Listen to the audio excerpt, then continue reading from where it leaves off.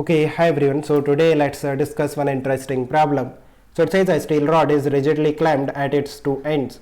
The rod is under zero tension at 20 degrees Celsius. If the temperature rises to 100 degrees Celsius, what force will the rod exert on one of the clamps? Area of cross section of the rod is given. Coefficient of linear expansion of steel is given. And the Young's modulus of steel is also given. Fine. So आप देखो हमारे पास एक steel rod है something like this. And initial temperature is 20 degree Celsius and 20 degree Celsius में हम इस rod के दोनों एंड्स को क्लैंप करते हैं something like this right. So what will happen कि 20 डिग्री सेल्सियस में इस रॉड में कोई भी टेंशन नहीं रहेगा. इट मीन्स ये जो रॉड है 20 डिग्री सेल्सियस में अपने नेचुरल लेंथ में है. नाउ हम टेम्परेचर को इंक्रीज करते हैं. Let's say final temperature is 100 degree Celsius. Now जैसे ही टेम्परेचर इंक्रीज होगा ये जो रॉड है ये एक्सपांड करना चाहती है बिकॉज टेम्परेचर के इंक्रीज होने पे जो मेटल है वो एक्सपांड करना चाहता है राइट. वो एक्सपांड करता है काइंड ऑफ इसका जो लेंथ है वो इंक्रीज होना चाहता है बट लेंथ चेंज नहीं हो सकता बिकॉज इस रॉड के दोनों एंड्स को हमने क्लैंप किया है. सो व्हाट विल हैपन एक स्ट्रेस आ जाएगा. लेट मी टेल यू किस तरह से आएगा. आप देखो हम फ्री बॉडी डायग्राम ड्रॉ करते हैं. इस तरह से ये क्लैंप है और इनके बीच में हमारे पास रॉड है. जैसे ही आप टेम्परेचर इंक्रीज करोगे ये जो रॉड है क्लैंप पे बाहर की तरफ फोर्स लगाएगी. Let's say capital F. दोनों क्लैंप पे बाहर की तरफ कैपिटल एफ फोर्स लगेगा. क्यों लगेगा? बिकॉज ये जो रॉड है ये एक्सपांड करना चाहती है बट क्लैंप इसे एक्सपांड नहीं करने देगा राइट. सो दैट्स वाई बाहर की तरफ कैपिटल एफ फोर्स लगेगा on the clamp by the rod and by Newton's third law equal and opposite force right. So ये जो क्लैंप है इस रॉड पे अंदर की तरफ फोर्स लगाएगा that is capital F equal and opposite forces right.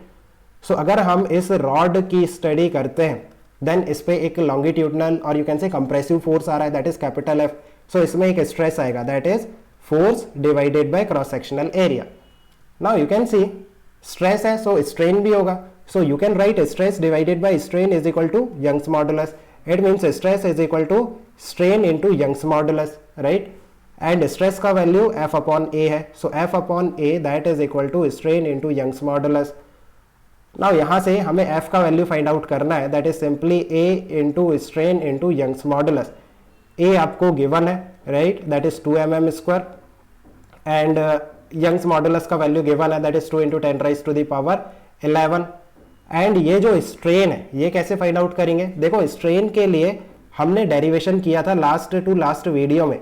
कितना आया था? Alpha into delta T. Actually इस तरह से आया था minus alpha delta T 1 minus alpha into delta T. But ये जो अल्फा इंटू डेल्टा टी है ये 1 के कंपेयर में काफी कम होता है. सो दैट्स वाई इसे हम इग्नोर कर देते हैं. सो जो डिनोमिनेटर में आता है that is 1. So simply strain is minus alpha into delta T right. और आप देखो अगर हम स्ट्रेन फाइंड आउट करते हैं माइनस अल्फा कितना है? Alpha 12 into 10 raise to the power minus 6 right. So alpha is 12 into 10 raised to the power minus 6 into delta t. Delta t कितना है? 80. Final temperature 100 minus initial temperature 20. So 100 minus 20 that is equal to 80. So ये कितना आएगा check करो. Minus 960 into 10 raised to the power minus 6. So you can see कि minus क्या represent करता है? माइनस रिप्रेजेंट करता है कि जो चेंज इन लेंथ है ना, जो लेंथ चेंज हुआ है वो कम हुआ है राइट. सो आप माइनस को यहाँ से इग्नोर कर सकते हो. लाइक माइनस आपको जस्ट ये बताता है कि जो रॉड है वो कंप्रेस हुआ है राइट. जो स्ट्रेन है वो नेगेटिव है. सो स्ट्रेन का वैल्यू आप मैग्नीट्यूड ले लो यहाँ पे 960 into 10 raise to the power minus 6. So just put the values F is equal to A 2 mm². So इसे ऐसे यूनिट में लेना है. So 2 into 10 raise to the power minus 6. Strain is 960 into 10 raise to the power minus 6 into Young's modulus that is 2 into 10 raise to the power 11.